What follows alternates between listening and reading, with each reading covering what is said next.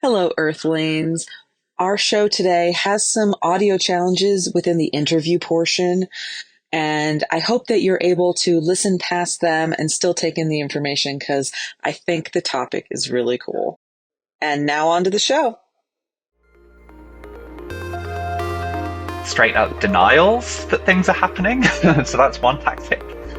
Saying, the data's low quality, we have all these things on our sites, so we couldn't possibly have missed it.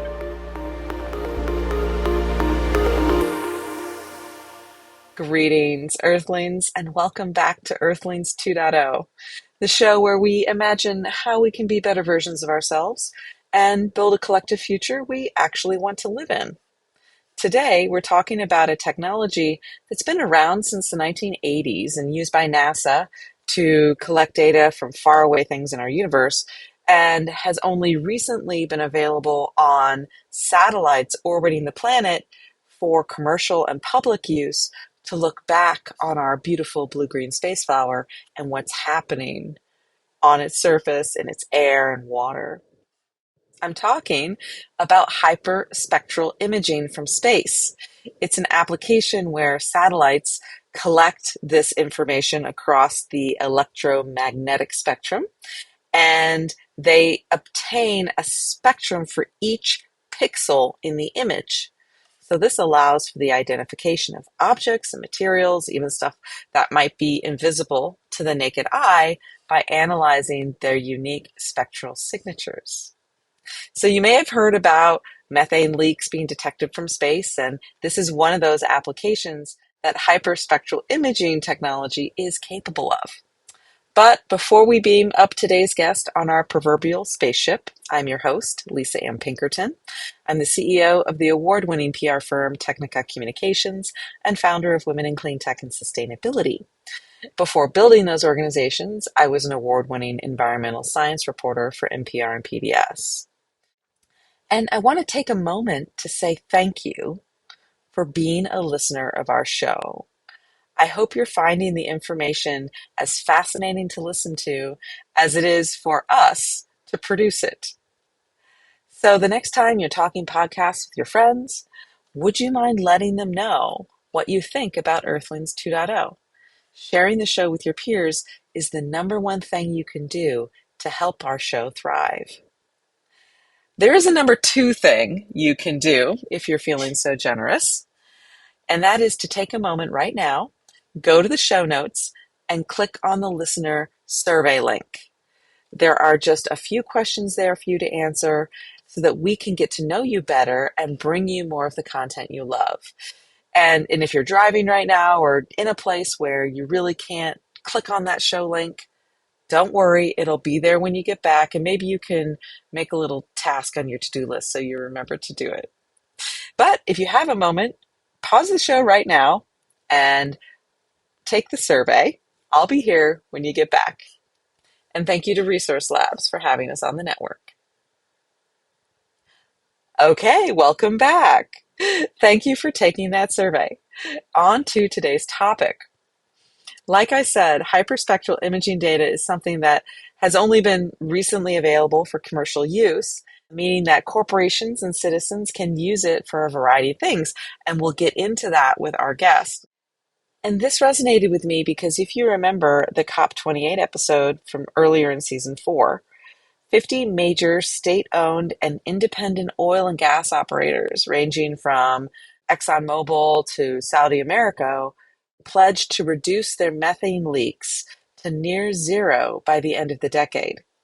And hyperspatial data could give us citizen Earthlings a way to confirm whether or not the self-reporting done by these corporations is accurate.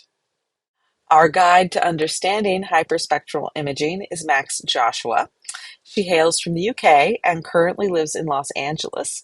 She's built a career translating new satellite imaging technologies into problem-solving capabilities for commercial and academic markets. That sounds like a handful, but we're going to break it down in the interview. She spent 6 years developing exoplanet science missions with the UK company Blue Sky Space, and most recently led market development efforts for the upcoming Tanager Hyperspectral satellite constellation from Planet Labs. That's a San Francisco-based company which operates over 200 Earth-observing satellites. She also enjoys supporting her LGBTQ plus community and mentoring through the Los Angeles LGBT Center and volunteering with Women in Clean Tech and Sustainability. We kicked off our conversation from a philosophical place on just why imaging from orbiting satellites to reveal the composition of materials on the surface of the Earth, atmosphere, and water is so cool. So this is super powerful for monitoring our environment, seeing how things change over time, and understanding which interventions we make are working or not working, and also where interventions are really needed.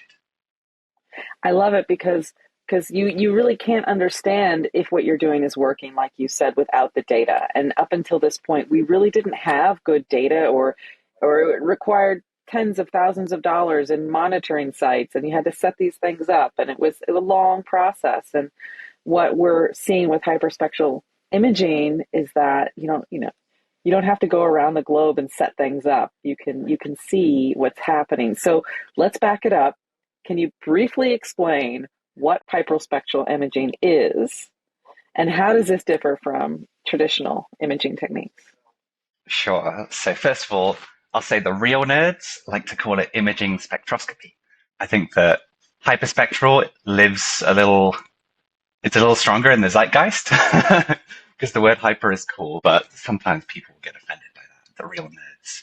So hyperspectral imaging or imaging spectroscopy or hyperspectral remote sensing, they all mean the same thing. It's basically about using imaging sensors to measure the spectrum of radiation that is absorbed or reflected by materials on the Earth's surface and by gases in the Earth's atmosphere. So basically, every material absorbs or reflects light at different wavelengths of the electromagnetic spectrum in a characteristic way. You can think of it like a fingerprint or a signature. So using hyperspectral imagery, looking down from space and seeing how solar light reflects off different objects on the ground, you can actually classify the material composition of those objects, like chemically. What are they made of? So this is very cool technology, and it opens up a lot of real-world applications. You can detect plumes of methane in the atmosphere. That's a really big one. You can identify different types of vegetation, like invasive species. You can even look at crop health. You can characterize soil health, soil carbon, water quality analysis, minerals. There's so much different stuff you can do with this technology. And it's been around for a while. It's been airborne since at least the 80s, but it's pretty recent that it's been available on commercial satellites in constellations, which can get really good coverage. So that's what's new here, really. Sort of the boom of commercial space has enabled this to go global in a way that it wasn't before. That sort of high resolution.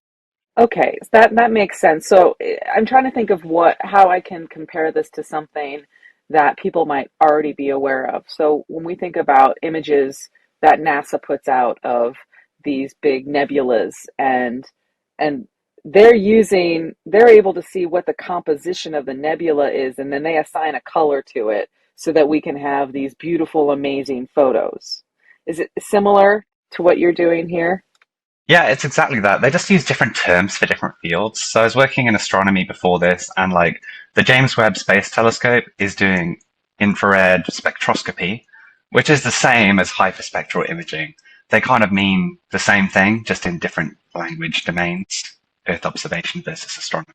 But yeah, it's very similar principle. So looking at a nebula, you can see, chemically, what is that nebula made of in the infrared by looking at either its absorption or emission spectrum.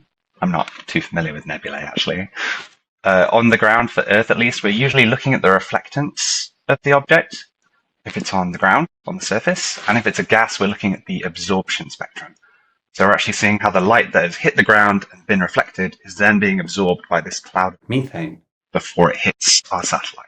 Yeah, so you can think about it as well, like if you take an image with a classic camera, you might have data in a few bands at different wavelength ranges, like a red, green, and blue band that combine to give you your full color image, right?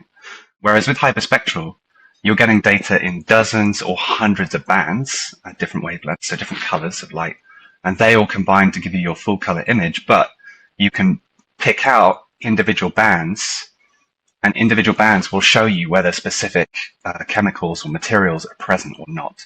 So, for example, methane has a very characteristic signature around 2300 nanometers. So if you look there, suddenly your cloud will pop up where you wouldn't see it in the visible band. And I love that's a natural segue into my next question, which is how are you able to detect these methane emissions? And I think you just explained that. And then what does that mean to us as Earthlings? What are we able to do with that data? Yeah, so methane has been, as I like to call it, methane, has been a major focus of my work for the last couple of years, because the mission I was working on, Tanager, was really tackling methane emissions was like the driving use case behind the mission. And this is because you can't really see methane in the visible wavelengths, certainly not with the human eye. It's pretty hard to detect. And to get a high quality detection of methane from space, really you want to use hyperspectral imaging. You need to be able to capture those bands where methane shows up, especially the 2300 nanometer range. There's another range as well.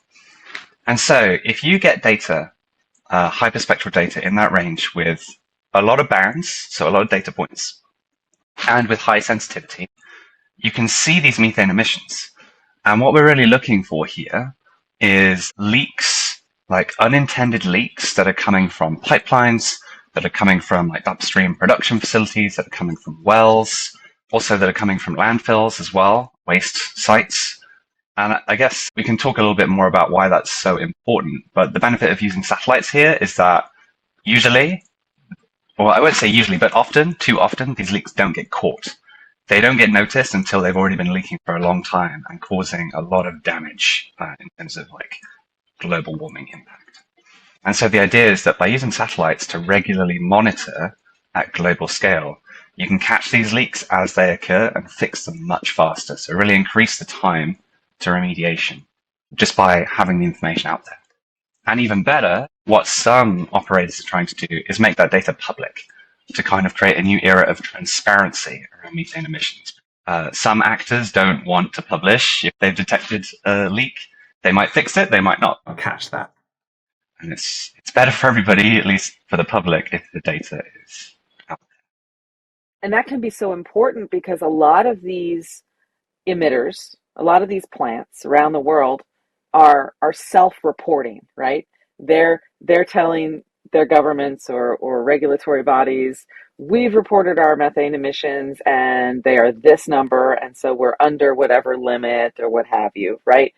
And I love how this commercial use of the hyperspectral imaging is allowing the public to have an independent way to verify those reports. And then also, when these companies realize that the public has an independent way to verify what they're reporting, they're less likely to attempt to get away with emitting more than they're supposed to.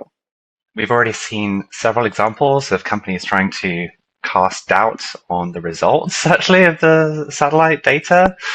However, good news is that there's actually quite a few satellites that can do this kind of thing. So there's like several public ones, like Prisma or NMAP or EMIT, which is a NASA mission, which have hyperspectral imaging capabilities. And then there's private ones like GHGSat is probably the lead, like incumbent. And then the mission I was working on, Tanager, is somewhere in between because Tanager it's a commercial mission, it's selling data, but then the data goes public after a certain amount of time as well. So you have this mixture of public and private facilities that together can produce pretty robust confirmation of methane leaks, right? If you just have one source, then I can see how people could cast doubt on it if it's just self-reported. But if it's self-reported and you validate from above with any of these facilities, then that becomes much stronger. And people are using airborne stuff as well. There's like optical gas images as well, which you can install at your sites. But airborne is pretty expensive. And then the things that you install on the ground, one of the problems is sometimes they won't catch leaks that are actually happening higher up the stack. So you might have a leak that's coming from pretty high up in a facility, and your ground-based images might miss that, whereas your satellite ones looking from above would catch it. So mixing these different solutions together gives you the best picture overall.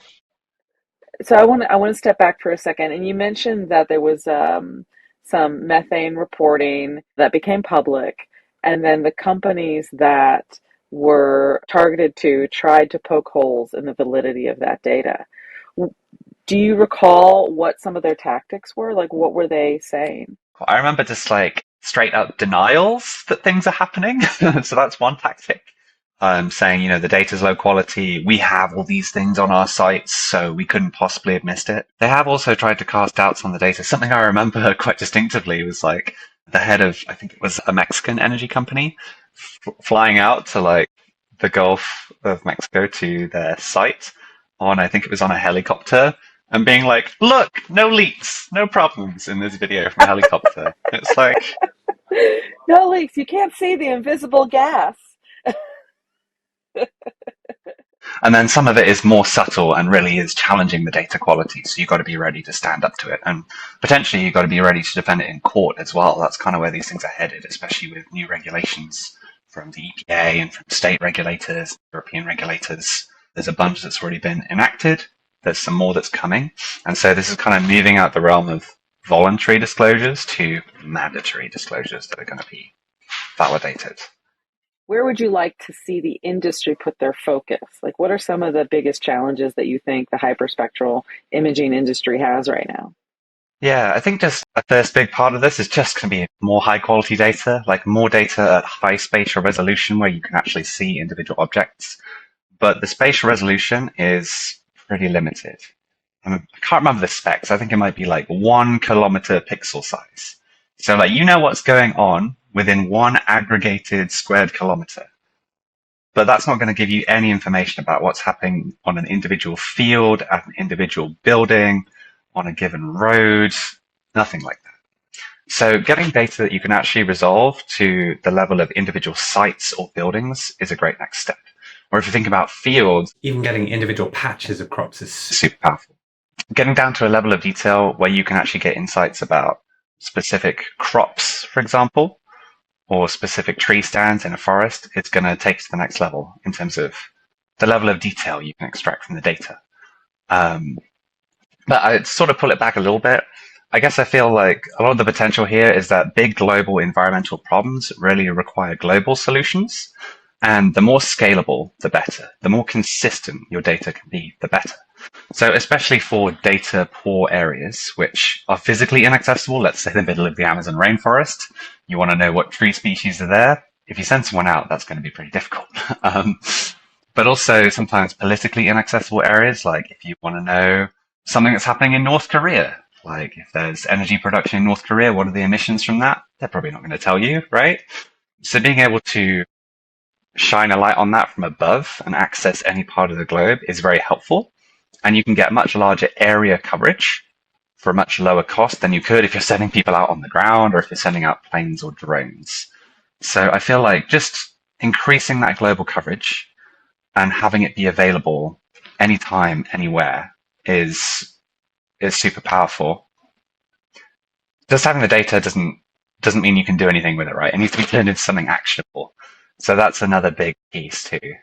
We can delve into that if you like, but that's maybe its own. Yes, let's go. That's my next question. Perfect. Yeah, so I mean, you gather all this great high quality data, but if it's not actionable, if it doesn't actually solve a problem or provide a solution, then it's not going to be used, right? So I think that's been a problem with, well, not even a problem, but a barrier to overcome with space data, given that commercially available satellite data, Earth observation data, is relatively new as a whole. Adoption doesn't come easily. You can have all these great data that you're gathering, but if it doesn't solve a problem, people can't use it. So I feel like what you need, especially for hyperspectral data until now has mostly been used by people who have a PhD in hyperspectral data. It's not intuitive. It's not user-friendly. I've had a go with the software. The learning curve is real. So, your average small business isn't going to go start using hyperspectral data right now. So what we really need, we being like the satellite providers, the data providers, is an ecosystem of partner organizations who are experts in using hyperspectral data, who can turn that data into what the end user actually needs to solve a problem. So that might be a dashboard that tells you like, oh, these crops are nutrient deficient. You need to give them this much fertilizer. Or it might be a report that says, here are all the surface lithium deposits in this area for your mining company to go and explore. I'm not thrilled about that use case personally, but it does exist. Or it might be turned into a platform. For example, there's a couple of providers out there that have platforms that show, like portals basically, that you can go onto that show the Earth and then show methane emissions overlaid. And you can filter for different dates, different locations. You can click on the methane plume image and it will take you to the data set. So there's a lot of ways of presenting the data in a way that is actually actionable for your end user. And it really depends on who the end user is. Because like, if you think about just the methane example, you might have a team at a big energy company, let's say Shell, whoever. They might have a team on the ground that wants to go and fix leaks as quickly as possible. So what they need is they need to be notified. Hey, there is a big leak of a certain size that has happened at this location. You need to send out your ground team to investigate it, find the specific cause of the leak and fix it. They might also have a team that actually works with accounting for all their emissions. And so the accounting team doesn't need to know about the leak as quickly, but they're going to need really strong, like well-validated information on the exact size of that leak. How many kilograms of methane were released into the atmosphere so that they can account for that, in their corporate work. So even for like the same problem, different users will need to get different information from that. Actually kind of sounds like a perfect application for AI to come in and just do the analysis and provide the reports. So probably in the future something like that'll come about. And we've talked a lot about methane emissions, and you've touched on a few others. So you mentioned tree stands, because like the Amazon rainforest, hard to get to.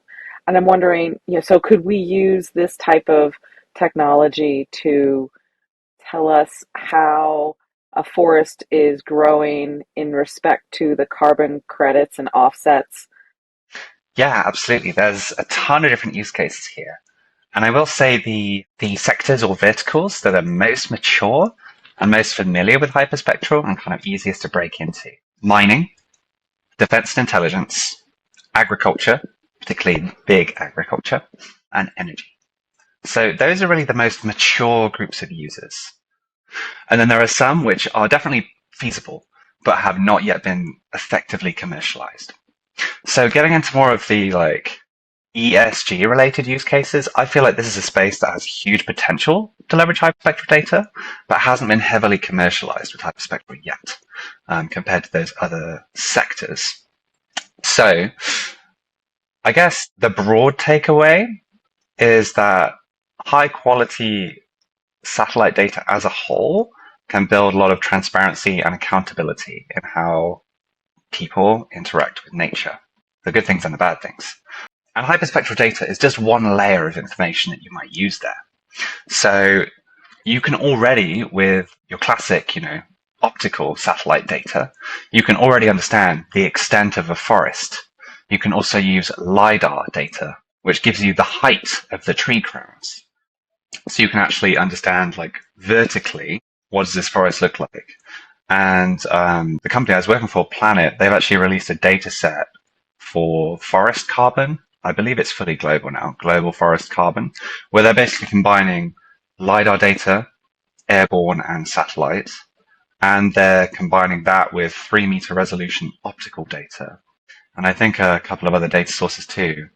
And they're combining it all together to get an overall picture of how much biomass is actually in the forest, like how much wood is actually in there, and therefore how much carbon is stored.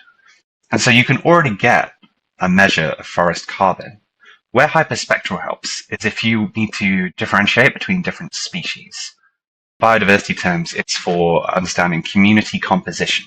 So you could get a sense of like which trees is your forest actually composed of, which is just going to improve the quality of your assumptions, right? Because otherwise you're probably making a lot of assumptions. Or a really realistic application actually is, so deforestation is a problem, obviously. You can see deforestation with your classic optical satellite data. You can see it happening. You see the trees disappearing. It's depressing, but it's visible and actionable. But something that is happening now more frequently is forest degradation, where instead of cutting out a swath of forest, what they're actually doing is they're just cutting like strips and they're planting plantation trees in there. Let's say your palm oil trees, palm trees, but they're not doing it for the whole forest. So if you look at it with a visual image, it might look relatively normal. But then when you look at it in hyperspectral, suddenly you see this strong signature of all these plantation trees, which are not natural forests and shouldn't be there. So it can help you distinguish features that you wouldn't be able to see in the visible. So, I mean, that's one example. This is for not just forests, but also like grasslands, wetlands, coral reefs, other coastal environments, open ocean. There's all kinds of stuff here. But I feel like the forest degradation is a good example of where hyperspectral can be a value add. And there's a lot that you can already do with your classic satellite data, actually. Do you have to know before you collect the data what you want to use it for, what you're looking for? Because it sounds like you don't. It sounds like you're just collecting a bunch of data and then you can interpret it for certain outcomes that you're looking for. It depends on the constraints you're working with. And in the case of Tanager, for example, you're getting like, I'm not going to give you a number because I don't want to get it wrong, but you're getting many, many square kilometers per day, but you're not getting the whole Earth every day. Nothing like that, right? You do need to decide where to look. And there's two ways of going about that if you're a commercial satellite operator. One is pretty simple. Your customer tells you where they want to look and they pay for it. And they probably look there because they're a big agricultural company and they own a bunch of fields and they want to look at those fields. Or they're a mining company and they own a bunch of mines and they want to look at their mines or an area they want to explore in. However, sometimes there'll be areas which are obviously going to be of great interest to a large number of users or customers. So, for example, major oil and gas producing basins, like the Permian Basin, these are areas that there's definitely large interest in monitoring from many different energy operators and regulators. And so sometimes it makes sense to just choose to look at that yourself so that you can optimize your own observing schedule rather than having 50 different customers look at different little snapshots. Why not actually just produce a more coherent data set of the whole thing that you can optimize? And part of the optimization here is like some features are static, so you'll see them no matter when you look at them. Some features are seasonal. So for example, a lot of agricultural use cases, you need to look at just the right time in order to catch whatever feature you're looking for. Like for soil, you're going to need to look before the growing season, for example. For crop health, you're going to need to look in the growing season when your crops are growing. Some of it's pretty intuitive. And then some of the things that you're looking for are very intermittent, very ephemeral. So like methane leaks, for example, quite often they're intermittent actually. And so that means you can't guarantee you're going to catch that at any given moment. Instead, you really need an optimized observing schedule where you look regularly over the course of days, weeks, months, so that you can catch as much as possible. You're still going to miss some, but the more you can revisit the area, the more you're going to catch. So it's very use case dependent, basically. You said the satellites have a limited capacity to look certain places. Is that because of what is limiting the satellites in terms of what they can look at in a given time frame? There's some constraints. There's always this trade-off between how large you want your field of view to be and how much sensitivity you want, how much resolution you want within the data.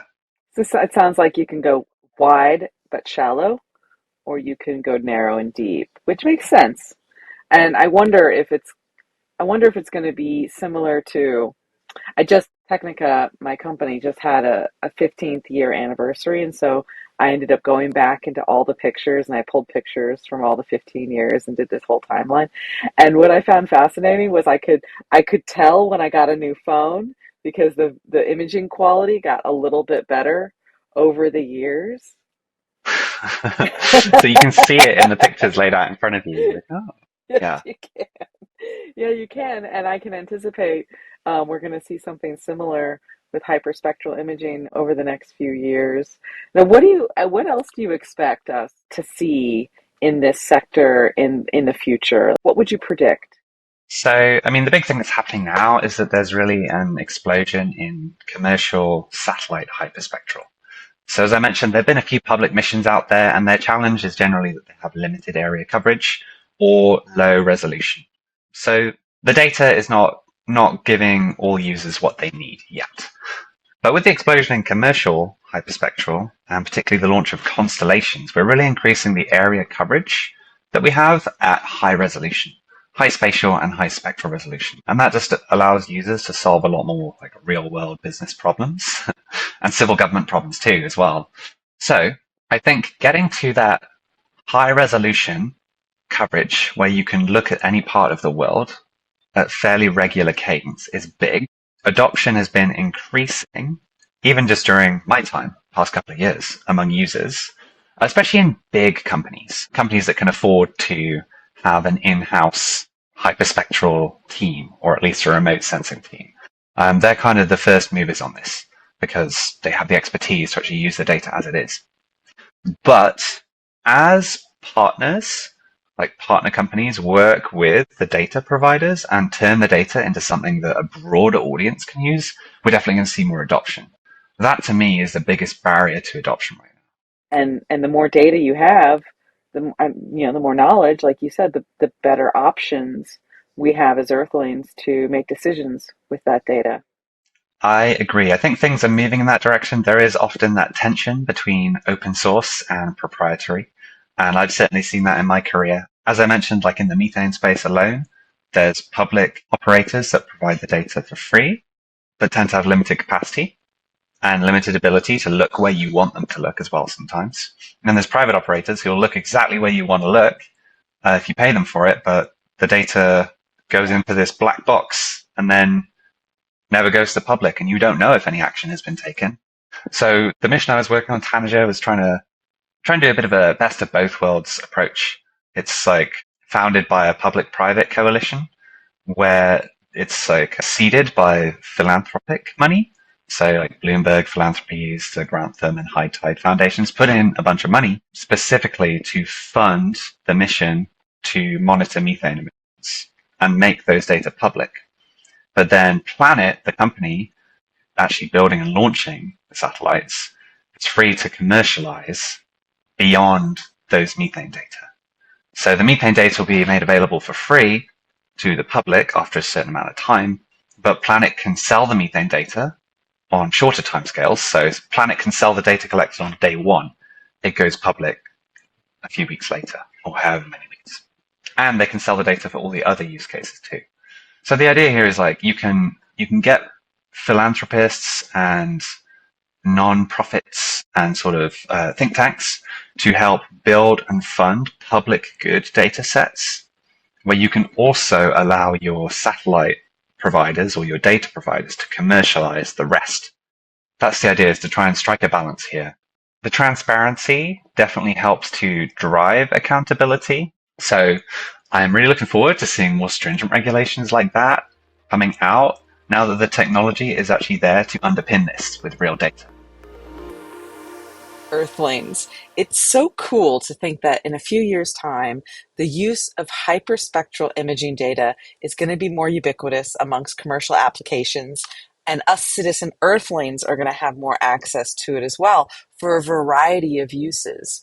I think it's just this idea that more information could be coming to us to help us analyze and study how things are changing in our world so that we can do something to make a difference in those changes if it's going in a direction that we don't like.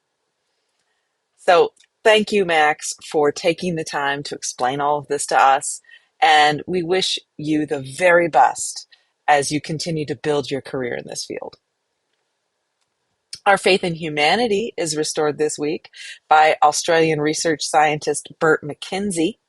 He's one of several scientists who are actively working to save from the brink of extinction a type of pine tree that evolved 91 million years ago. The Wollomie pine was thought to have gone extinct along with the dinosaurs 2 million years ago. But up in the Blue Ridge Mountains of West Sydney, these researchers found a stand of 90 specimens high up in the mountain peaks. And so the National Parks and Wildlife Service of Australia gradually and carefully planted small clumps of the Wollomie pine in other locations to help ensure that it has every chance to see another 91 million years. Given that the plant evolved in a very tropical ecosystem, perhaps it'll stand a good chance as the Earth's temperature rises, as long as other things don't impact it as well. I hear that it's a rather fussy plant and like slightly acidic soil and, special conditions, right? Conditions that existed 91 million years ago. Anyhow, this means that before you plan a trip down under to view these living fossils, understand that the trees are kept in a very tightly controlled security program. Think of it as a VIP room, right? These sites are rarely visited, and when they are, the workers, research scientists have to decontaminate themselves before they go so that they don't transport disease or other invasive species to the sites. However, you could see one if you went to a botanical garden, which grew one from a seedling. So, hey, great reason to go to botanical gardens. They have really cool stuff there. Or you could actually purchase one. There's a limited number of nurseries that sell them. So if you get a chance to see one of these Wollomie pine, perhaps it will transport your imagination back in time to when these terrible lizards dominated the landscape on this beautiful blue-green space flower that we call home.